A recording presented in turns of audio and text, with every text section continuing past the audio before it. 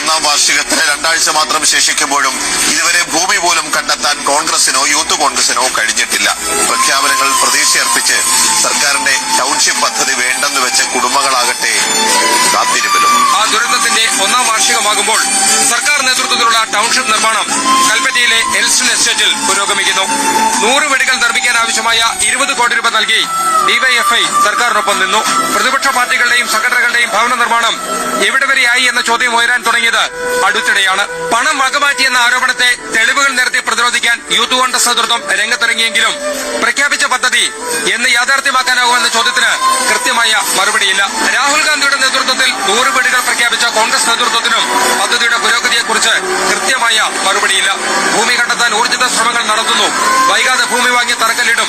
ഇതാണ് ഇക്കാര്യത്തിലുള്ള ഏക മറുപടി. കോൺഗ്രസ് ഈ ലക്ഷ്യത്തിനായി എത്ര തുക സമാഹരിച്ചെന്നതിലും വ്യക്തതയില്ല. സർക്കാരിന്റെ ടൗൺഷിപ്പ് വേണ്ടെന്ന് വെച്ച് സംഘടനകളുടെ ഭവന നിർമ്മാണ പദ്ധതിയുടെ ഭാഗമാകാൻ ദുരന്ത ബാധിതരെ പ്രേരിപ്പിച്ചത് 2 കാരണങ്ങളായിരുന്നു. 1, ടൗൺഷിപ്പ് വേണ്ടെന്ന് വെക്കുന്നത് വഴി സർക്കാരിൽ നിന്ന് കിട്ടുന്ന 15 ലക്ഷം രൂപ. 2, സർക്കാർ നിർമ്മിക്കുന്നതിനേക്കാൾ നല്ല വീടുകളായിരിക്കും സംഘടനകൾ നിർമ്മിക്കുന്നതെന്ന പ്രതീക്ഷ.